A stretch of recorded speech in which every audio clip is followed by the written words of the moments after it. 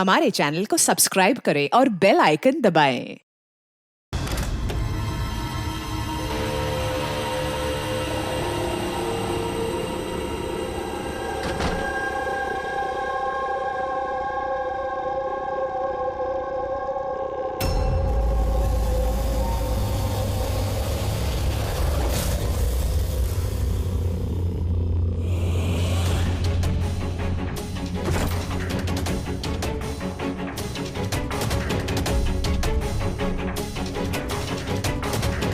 बकुल से आज बात करनी पड़ेगी,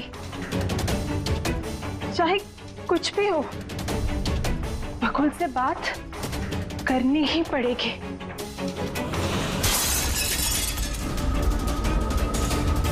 घर में तो कोई नहीं है, ये आवाज कैसे?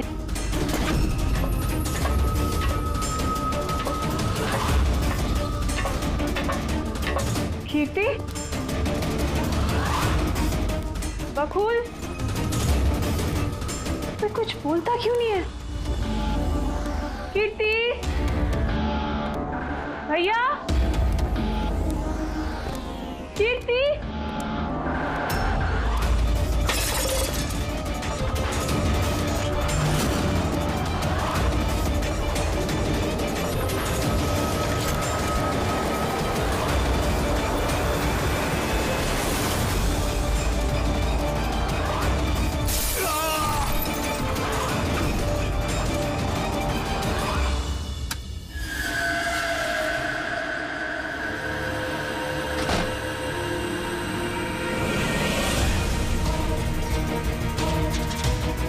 भैया का सूटकेस।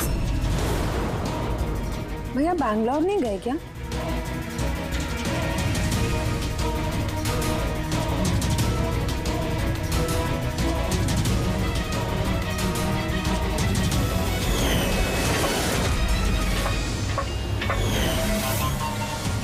भाभी भी वापस आ गई।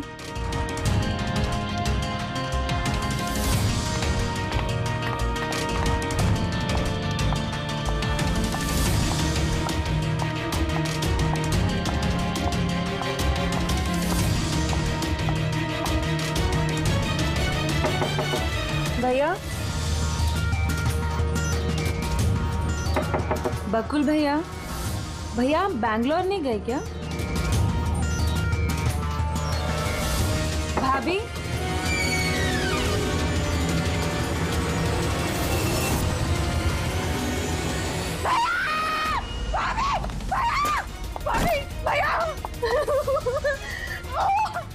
आशिका भाभी, भाभी, भाभी, भाभी। हेलो, हेलो नितिन भैया, भैया आप जल्दी से वापस आ जाओ। यहाँ पे सब खत्म हो गया भैया। देखो कीर्ति, ये खून का मामला, एक बार फिर से सोच लो, क्या तुमने जो कुछ भी कहा वो सच है?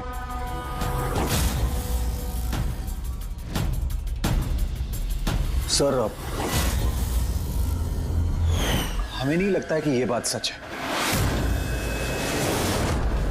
आपके लगने या ना लगने से कोई फर्क नहीं पड़ता। जब आपसे कुछ पूछा जाएगा तभी बोलना। हो सकता है ये सच बोल रही हो, क्या पता।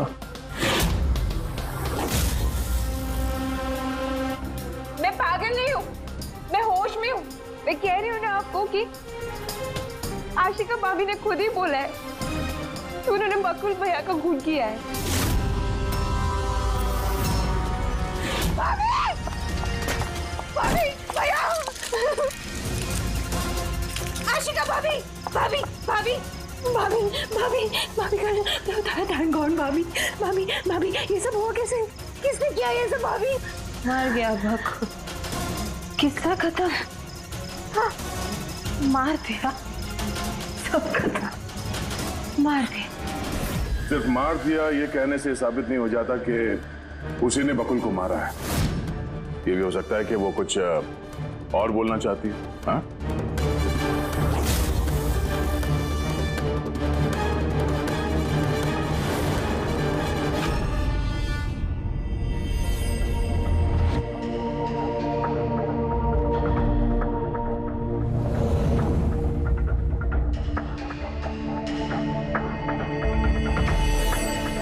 एक बात बताओ, जब बकुल का खून हुआ उस वक्त तुम सब लोग कहां पर थे?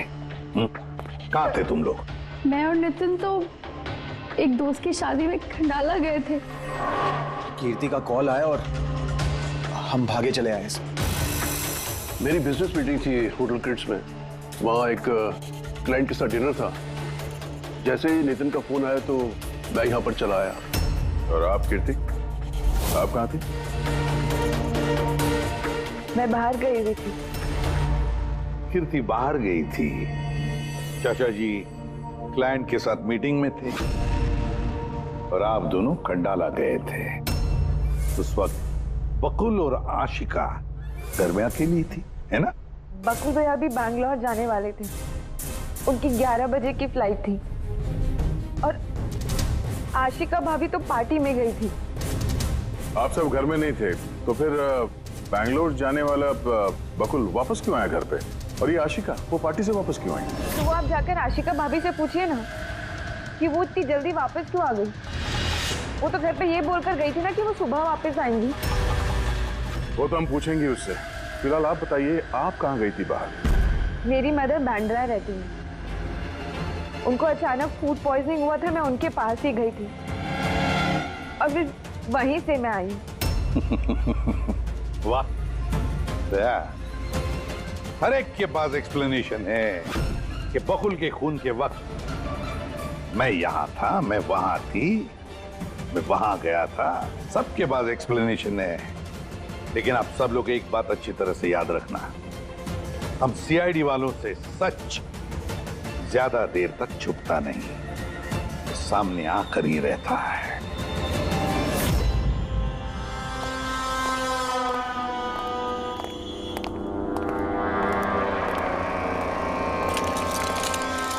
हाँ विजय, पूरी बॉडी में कांच के टुकड़े घुसे हुए थे यहाँ पे। सर एब्डोमिनल टेस्ट भी किया सर, यहाँ पे जो खून है इसके अलावा कहीं भी खून नहीं है। एक काम करो, घर की अच्छी तरह से तलाशी लो, देखो कोई ना कोई सबूत जरूर मिलेगा, है ना?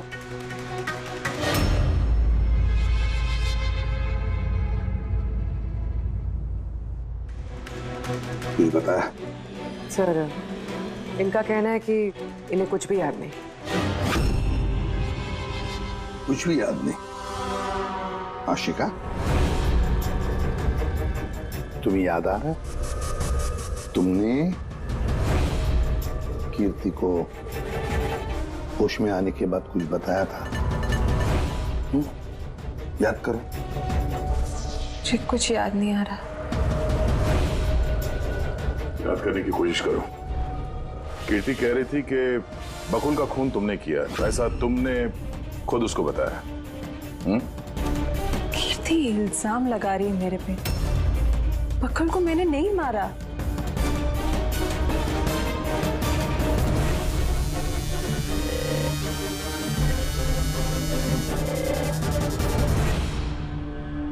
सर कहीं ये याददाश्त जाने की एक्टिंग तो नहीं कर रही है?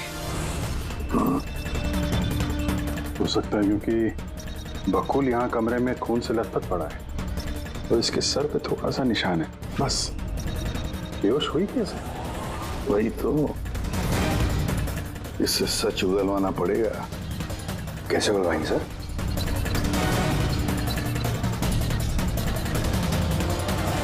सच उगलवाएंगे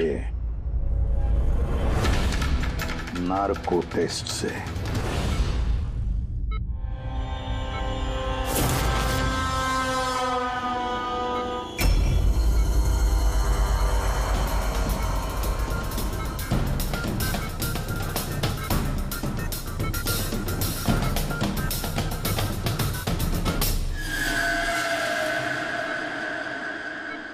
अप्रैल की रात को जब आप पार्टी से घर लौटे तो क्या हुआ था? मैं घर में घुसी, बकुल चिल्ला रहा है। फिर क्या हुआ? फिर मैं रूम में गई देखने के लिए। क्या देखा आपने? मैंने देखा कि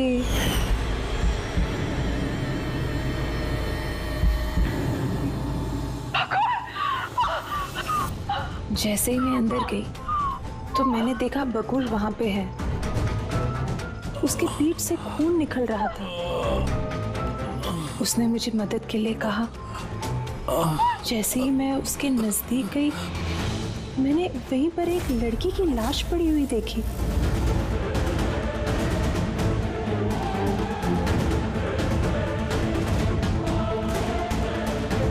मुझे गुस्सा आया और मैंने वहां पड़ा एक कांच को उठाया।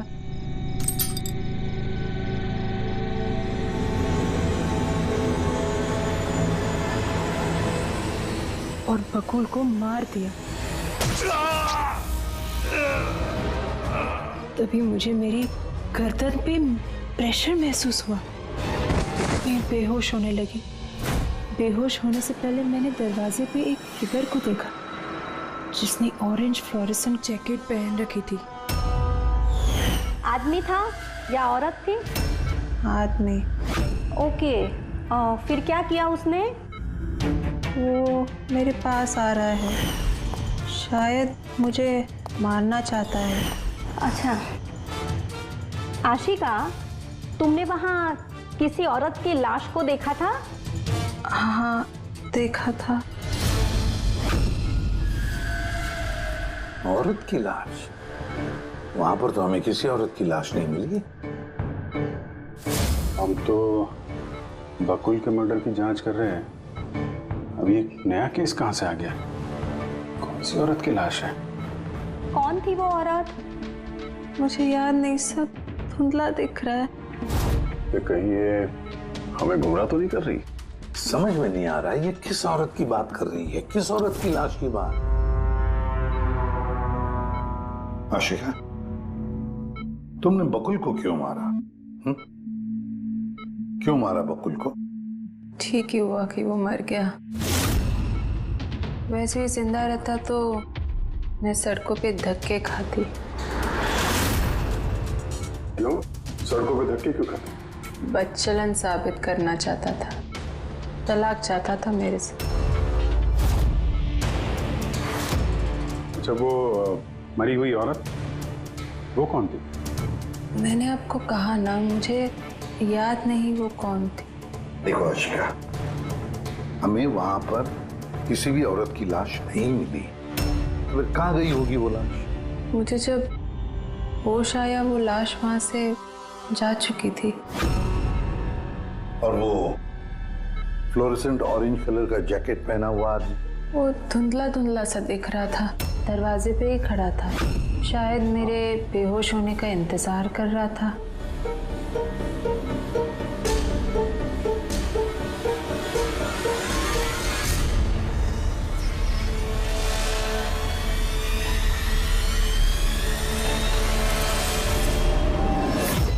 अभी तो आशिका वही बोल रही है जो उसे अच्छा लगता है, मगर टेस्ट में उसने सब कुछ सच सच बोला है।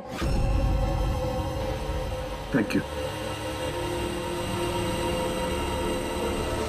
सर। अगर इसने नार्को टेस्ट में सच बोला है तो हमें उस मरी हुई औरत के बारे में पता करना पड़ेगा। लगता है क्राइम सीन पर दोबारा जाना पड़ेगा। अच्छी तरह से फिर से चेक करते हैं, कोई ना कोई सबूत तो मिलेगा ही मिलेगा। सर ये मशीन कोई स्पेशल मशीन है? ये मशीन छोटे से छोटा सबूत ढूंढने में भी सक्षम है, जैसे कि माइक्रोब्स जो अक्सर धूल में मिल जाते हैं। और ये जो मशीन है ना, ये इस कमरे में छोटा से छोटा जो डस्ट पार्टिकल होगा ना, छोटे से छोटा, उससे उस जैकेट वाले आदमी का पता बता देगी जो इस कमरे में मौजूद था। बहुत बढ़िया।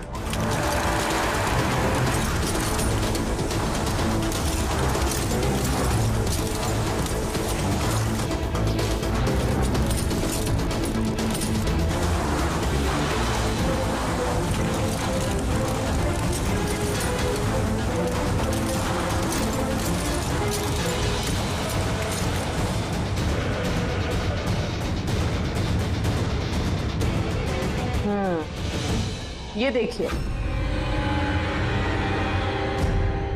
जो हमारी नजरों से बच गया वो इस मशीन ने ढूंढ निकाला।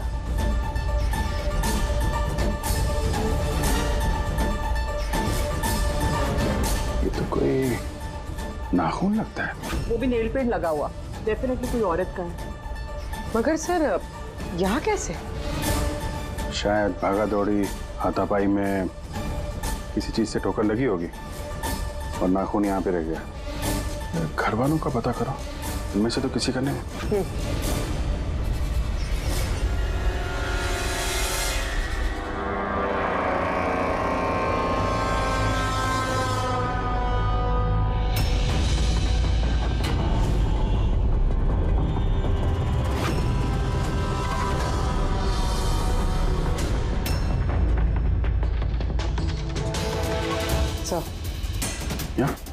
पर घर में तो किसी का भी नहीं है। शायद उस औरत का होगा जिसकी लाश आशिका ने देखी थी। लगता तो ऐसा ही है।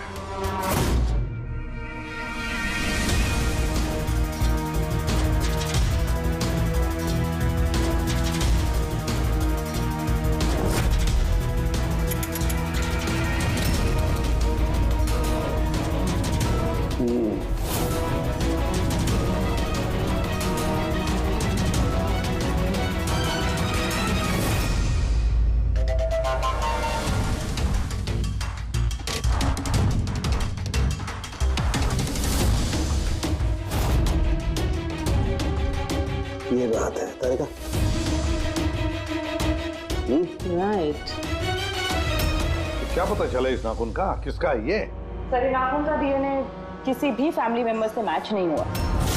लेकिन एक बात पता चली बस, ये नाखून जिस किसी का भी है वो एक औरत है और उसकी उम्र 20 से 25 साल। 20 से 25 साल की औरत। और एक बात, हाँ,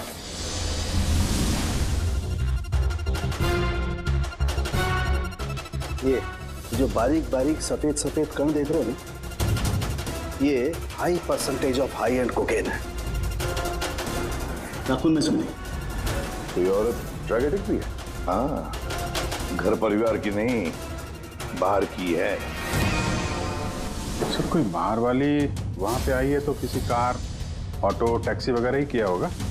हाँ, पता लगाना पड़ेगा रिक्शा वालों से, टैक्सी वालों से कि क्या उनमें से किसी ने उसे घर पर छोड़ा है क्या। सर वो आशिका बता रही थी कोई फ्लोरोसेंट ऑरेंज कलर की जैकेट पहने हुए आदमी था वहां पे। बेहोश होने से पहले मैंने दरवाजे पे एक फिगर को देखा जिसने ऑरेंज फ्लोरेसेंट जैकेट पहन रखी थी। वो कौन है, कहाँ से आया, कहाँ गायब हो गया, उसके बारे में भी पता लगाना पड़ेगा। और सर जितने ड्रग पेडलर्स हैं उनसे भी पता करना पड़ेगा कि कितनी औरतें ये हाई एंड कोकेन लेती हैं। अभिजीत, एक काम करो, रिक्शा वालों से, टैक्सी वालों से पता लगाओ क्या किसी ने इस औरत को घर पर छोड़ा था क्या, और मिसिंग पर्सन रिपोर्ट भी चेक करो। और दया, जाओ शहर में जितने भी ड्रग पेडलर्स हैं ना, सबसे जाकर पूछताछ करो। देखो क्या वो किसी ऐसी औरत को जानते हैं जो हाई क्वालिटी कोकेन इस्तेमाल करती है। और हम जाकर उन घर वालों से मिलते हैं, देखते हैं क्या कर रहे थे, कहाँ गए थे इस हादसे के वक्त।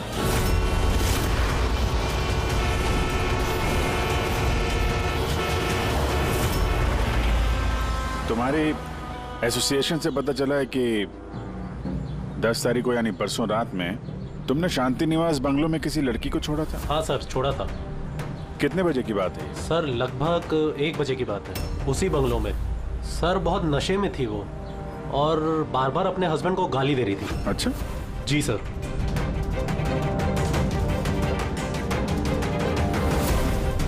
ये लड़की थी वो?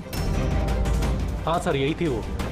वहाँ बंगलों के आसपास कुछ गड़बड़ लगी क्या? नहीं सर, गड़बड़ तो कुछ नहीं लगी, सब कुछ नॉर्मली था। और एक कार खड़ी थी, एक बाइक और सर एक गार्बेज वैन भी था। Garbage van? जी sir. Sir sir sir sir sir sir मैं भी एक लड़की को परसों शांति निवास बंगलों के बाजू में छोड़ा था। कितने बजे? सर यही कोई 12:30 बजे के आसपास। और तुमने 1 बजे छोड़ा था? जी सर। ये लड़की थी वो? नहीं नहीं सर, ये लड़की नहीं थी। तो इसको तुमने 1 बजे छोड़ा और 12:30 बजे जिस लड़की को छोड़ा था उसको दोबारा देखोगे तो पहचान जाओगे? एकदम सर, बरोबर पहचान लेगा। गुड। सुनो, तुम लोगों से जो भी सवाल पूछा जाएगा उसका सही सही जवाब चाहिए। जरा सा भी झूठ बोला ना तो बड़ी मुसीबत खड़ी हो जाएगी, समझे? सर झूठ बोल के जान आफत में नहीं डालनी है हमें। तो फिर बताओ, जिस दिन बकुल का खून हुआ उस दिन क्या चेतन तुम्हारे होटल में था? जी सर, वो होटल में थे और उन्होंने सारा समय क्लाइंट के साथ बिताया। उन्होंने क्लाइंट के साथ डिनर भी किया।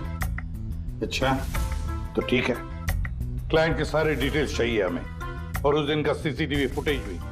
शीना, कीर्ति की माँ को फूड पॉइजनिंग क्यों हुई? खाने में क्या मिलाया था? मैंने तो कुछ भी नहीं मिलाया था। आंटी जी तो बाहर गई हुई थी। जब वो वापस लौट के आई उनकी तबीयत खराब थी। सर नितिन और सिया दोनों सारा दिन शादी में ही थे।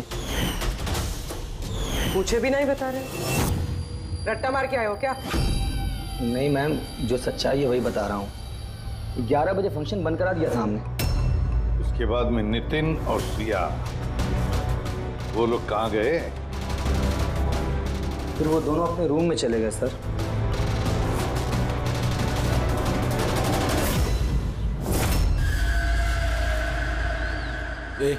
ये माल किधर मिलेगा?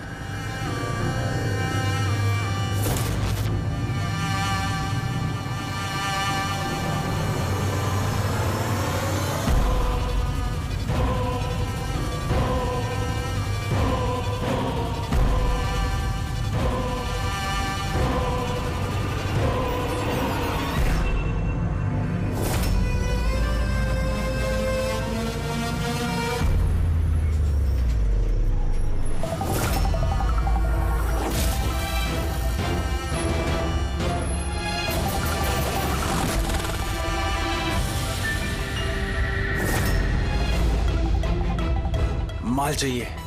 मिलेगा। कितना चाहिए और पेमेंट कैसे करेगा? पेमेंट माल इस्तेमाल करने के बाद। माल इस्तेमाल करने के बाद? भागने के बारे में ना सोचना भी मत। मेरे पास हर एक क्लाइंट की ना कुंडली है, कुंडली, और उस कुंडली में लिखा है कि मेरा क्लाइंट ओवरडोज से मरेगा या मेरी बंदूक की गोली खा के।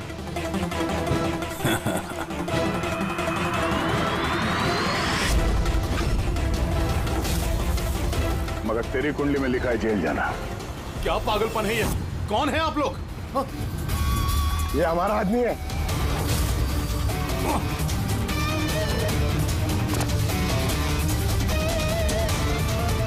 चल, बात हो गया।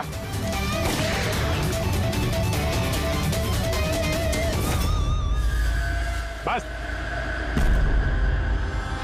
उन सब औरतों के फोन नंबर चाहिए हमें जिन्हें तुम ड्रग सप्लाई करते हो। जल्दी लाओ।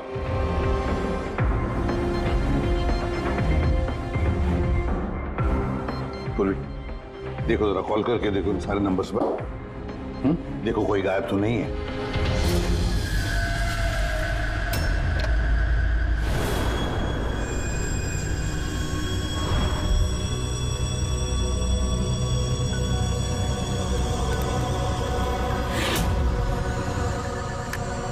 हेलो। हाँ जी, मैं सोनारिका से बात कर सकती हूँ? देखिए मैम, सोनारिका जो है 2 दिन से यहाँ काम पर नहीं आ रही है। क्या? और जिसकी वजह से हम लोग भी परेशान हैं। 2 दिन से? ठीक, thank you sir. Sir, diary में जो फोटोज थी उनमें से ये वाली लड़की गायब है। इसका नाम सोनारिका है और ये एक बार में काम करती है। 2 दिनों से गायब है। ये सोनारिका, ये तुम्हारी क्लाइंट है? हाँ सर। इसी लड़की को छोड़ा था तुमने? हाँ सर, यही थी। अच्छा, यही थी। आशिका ने इसी को देखा होगा। बकुल के परिवार वालों को अंदर देख रहा हूं। जरा ध्यान से देखिए ये फोटो। ये वो लड़की है जिसकी लाश आपके घर से मिली थी। आप लोग जानते हैं सर? हाँ? नहीं सर। अब मैंने देखा है इसे बकुल भैया के साथ 2 महीने पहले। बकुल भैया के साथ 2 महीने पहले? कहां पर देखा था? एक होटल के बाहर, और भैया ने कहा कि ये उनकी क्लाइंट है। अच्छा, एक ड्रग एडिक्ट बार में काम करने वाली लड़की के साथ बकुल था, पर इनसे झूठ बोल रहा था कि क्लाइंट है। क्यों झूठ बोला उसने?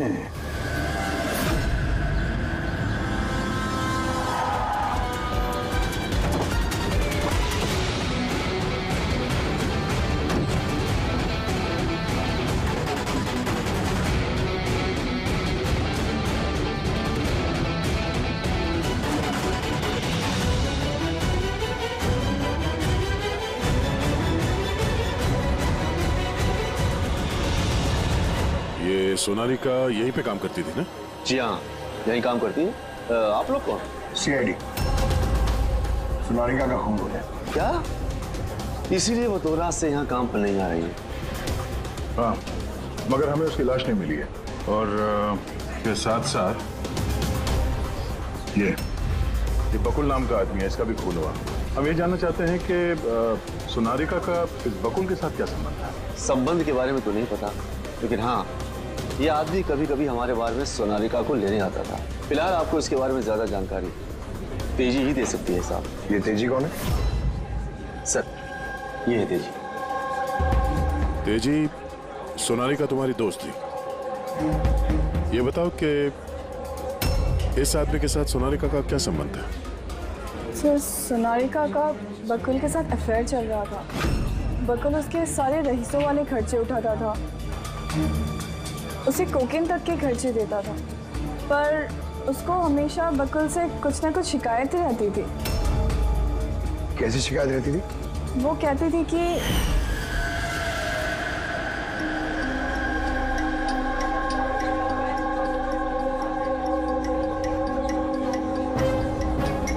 सोनालिका क्या हुआ? मैं बकुल के साथ ना अब ये रिश्ता और नहीं रख पाऊंगी। क्यों, क्या हुआ? ना तो रिश्ता रखने के पैसे मिल रहे और नहीं वो बकुल अपनी बीवी आशिका को डाइवोर्स दे रहा है। कुछ तो करना पड़ेगा। क्या करेगी तू? ब्लैकमेल। क्या? मैं उसे ब्लैकमेल करूंगी जिसने मुझे नाटक करने के लिए कहा है। तो कोई सोनालिका को पैसे दे रहा था बकुल के साथ प्यार का नाटक करने के लिए। मास्टरमाइंड कोई और ही है? हाँ, और उसी मास्टरमाइंड ने प्लान किया और इस सोनालिका और बकुल को मार दिया। और आशिका का वहां पर आना प्लान में शामिल नहीं था। समझ में नहीं आ रहा है कि ये बकुल अपनी फ्लाइट छोड़कर घर वापस क्यों आया? और सर, अगर खूनी को बकुल की गर्लफ्रेंड को मारना ही था तो कहीं और भी मार सकता था। वहां घर पे क्यों किया? तो शायद खूनी को पहले से पता था कि बकुल के घर में कोई नहीं, इसीलिए उसने धोखे से सोनालिका को वहां पे बुलाया और उसी समय बकुल और आशिका वहां पे पहुंच गए होंगे। ये हो सकता है। तो सर, लाश को घर से बाहर कहाँ लेके गए होंगे और कैसे? क्योंकि बकुल के घर की सारी गाड़ियां तो पहले से बाहर थी। खूनी अगर चाहता है तो क्या लाश के टुकड़े करके वो सूटकेस में भी ले जा सकता है, या फिर लाश के टुकड़े करके वो प्लास्टिक के थैलियों में भी डाल सकता है। कचरे की थैलियां हैं प्लास्टिक की। हाँ सर। एक कार खड़ी थी, एक बाइक, सर एक गार्बेज वैन भी था। क्या? रात के 1 बजे? रात के 1 बजे बंगले के बाहर एक कचरे की गाड़ी खड़ी थी? इसका मतलब है सर ये खून प्लान था। ये खूनी गार्बेज वैन लेके आया था लाश को ठिकाने लगाने के लिए। और सर ये फ्लोरेसेंट ऑरेंज कपड़े गार्बेज वैन वाले उसके पहनते हैं। सर, हाँ। चेतन जिस कंपनी के बिजनेस डिनर पे गया था, ऐसी कोई कंपनी रजिस्टर्ड ही नहीं। मेरी बिजनेस मीटिंग थी होटल क्रिड्स में। और कीर्ति की माँ ने बाहर कुछ भी नहीं खाया। मेरी मदर बैंड्रा रहती है, उनको अचानक फूड पॉइजनिंग हुआ था, मैं उनके पास ही गई थी। फिर भी उसे फूड पॉइजनिंग हो गई। ठीक है, ये भी पता लगाना चाहिए कि जिस रात बकुल और सोनालिका का खून हुआ, उस रात खंडाला से कोई टैक्सी या प्राइवेट गाड़ी आई थी क्या बंगले पर? अपनी माँ की बीमारी के बारे में सच सच बताओ।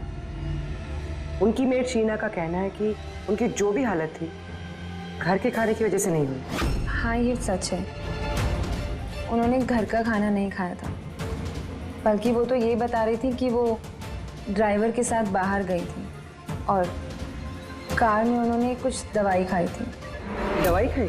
हाँ, हमारे ड्राइवर अमन का भी यही कहना है। तुम्हारा ड्राइवर अमन का? सर, उन सभी ड्राइवरों को साथ में लेके आया हूँ जो गार्बेज वैन चलाते थे। हमें एक गार्बेज वैन के बारे में पता चला है जो आधी रात को सड़क के बीचों बीच खड़ी थी, जिसमें लाश डाल के ले जाया गया। वैन का पता चल गया? सर्विलेंस कैमरे में वो वैन साफ साफ दिख रही है हमें। क्यों?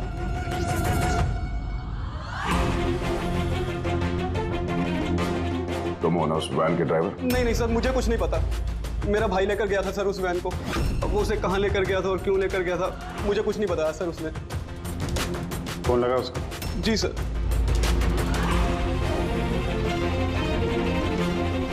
हेलो अमन, कहाँ है तू?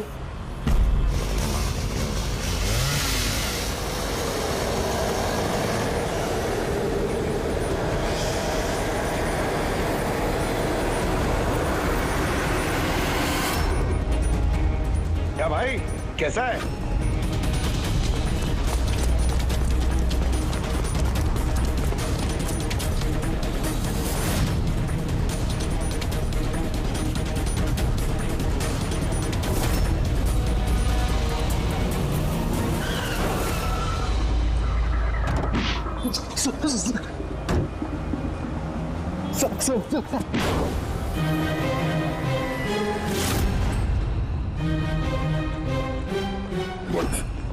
सोनारिका का खून तो नहीं किया ना? हाँ? और कीर्ति की माँ के पानी के बोतल में भी तूने कुछ मिलाया था? हाँ? सर मैं सब सच बता रहा हूँ। मैंने तो जो कुछ किया उस फोन कॉल की वजह से किया था जो बकुल सर के बंगले से आया था। किसने फोन किया था बकुल के बंगले से? मैंने उसे कभी देखा नहीं है, सिर्फ उसकी आवाज सुनी थी। औरत ही आदमी? सर कभी कभी तो औरत की आवाज में फोन आता था और कभी आदमी की आवाज में। सर, ये जो कोई भी है ना, ये बकुल के घर वाला ही। हाँ, मगर तूने ये सब किया क्यों? कोई फोन पे कुछ भी बोल देगा तू कर देगा? हाँ? सर मुझे लालच दिया गया था सर कि मेरे 5 लाख के कर्जे को चुका दिया जाएगा अगर मैंने उनकी बात मानी तो। सर मैं लालच में आ गया था, मगर मैंने कोई खून नहीं किया सर। मैंने तो सिर्फ लाश को टिकाने लगाया था सर। लाश कहाँ?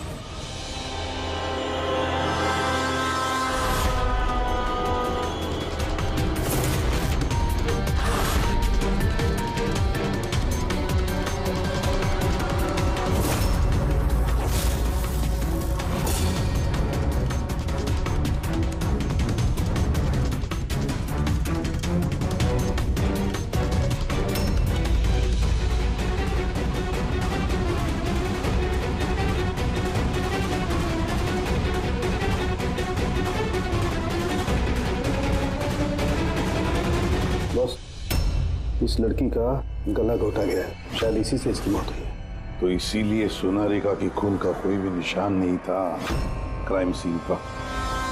और उसके पैर के अंगूठे का नाखून भी उखड़ा हुआ है।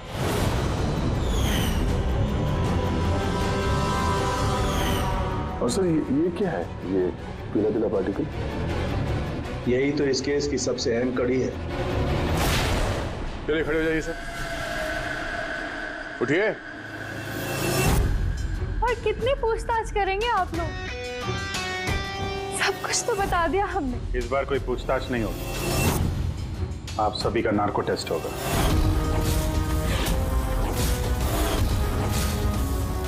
Narco test? क्यों पर? क्योंकि आप में से कोई है जो सच नहीं बोल रहा है। आपके पास कोर्ट की परमिशन है इस नार्को टेस्ट के लिए? जी हाँ, परमिशन के बिना हम कुछ नहीं करते।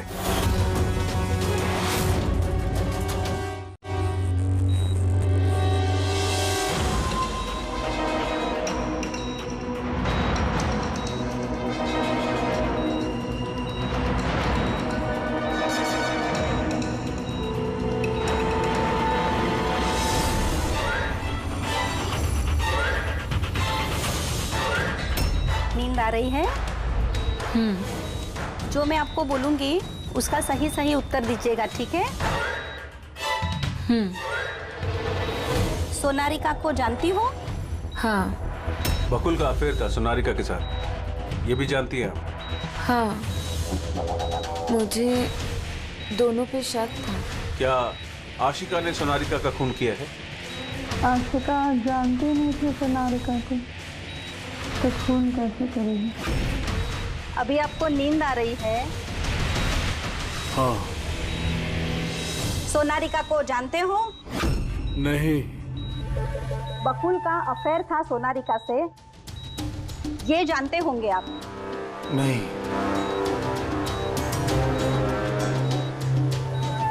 क्या आशिका ने सोनारिका का खून किया है?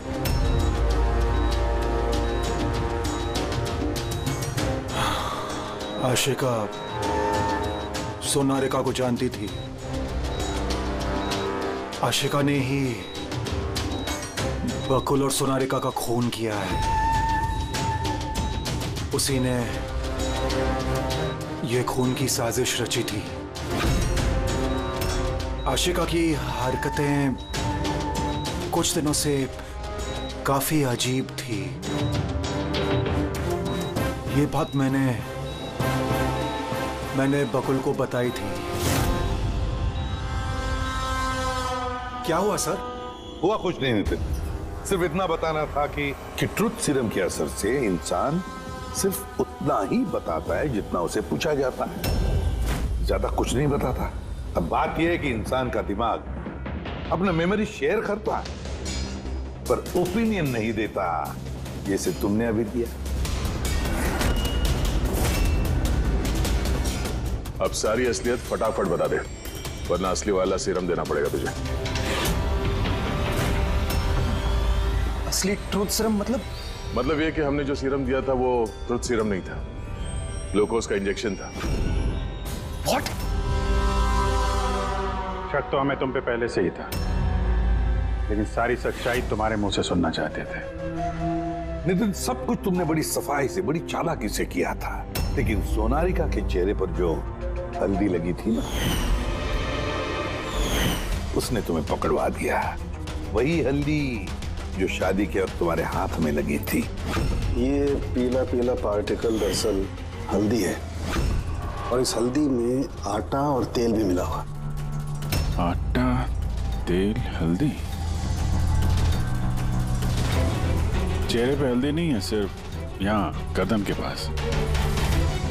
कहाँ से आई होगी ये हल्दी? सर, सिया बता रही थी कि वो लोग खंडाला गए थे शादी के लिए, और वहां पे हल्दी की रस्म में शामिल भी हुए थे वो लोग।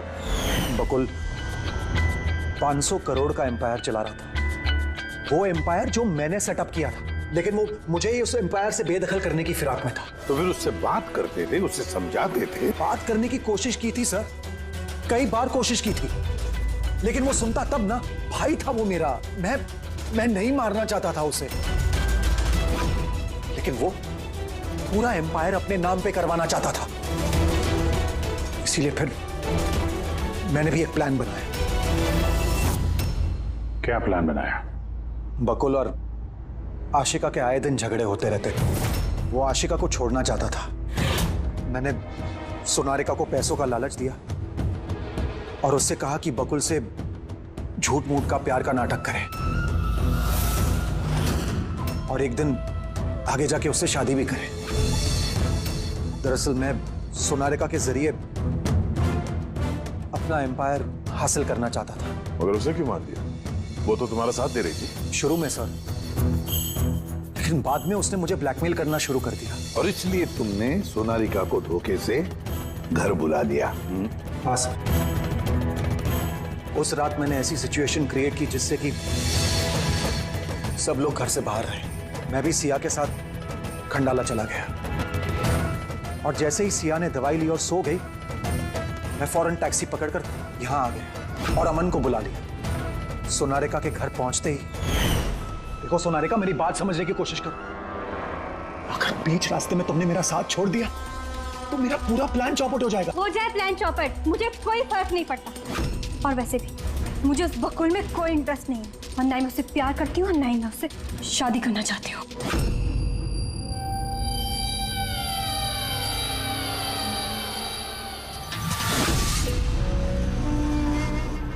देखो, अगर तुमने मेरा साथ नहीं दिया तो बहुत पछताओगी, बता रहा हूं मैं। धमकी दे रहे हो तुम मुझे? धमकी दे रहे हो तुम मुझे?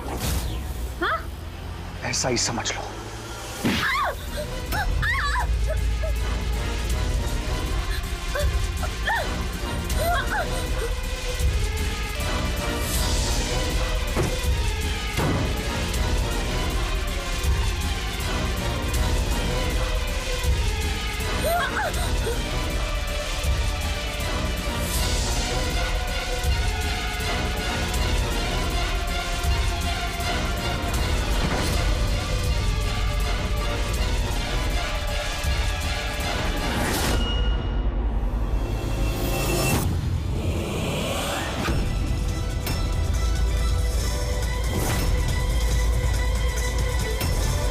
किया बकुल? ये क्या किया आपने? नहीं, ये सोनालिका मुझे फंसाना चाहती थी। मैं पुलिस को बुलाऊंगा। बकुल बकुल बकुल!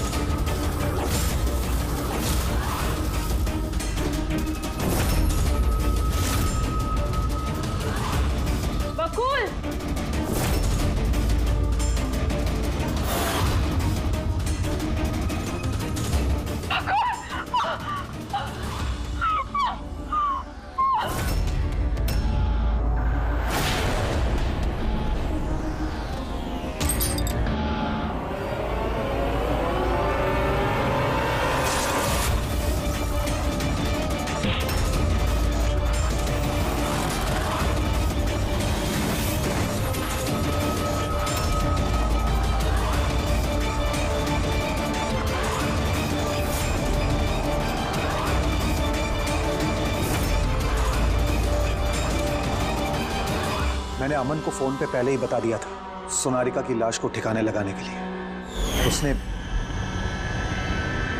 उसने बिल्कुल वैसा ही किया। पैसों की लालच ने तुम्हें इतना अंधा बना दिया कि तुम अपना सगा रिश्ता भी भूल गए, अपने भाई की जान ले ली और तो और अपनी साथी सोनालिका को भी मार डाला। कानून तुम्हें कभी माफ नहीं करेगा, कड़ी से कड़ी सजा होगी, शायद फांसी। For more updates, subscribe to our channel, click the show links and enjoy watching the videos.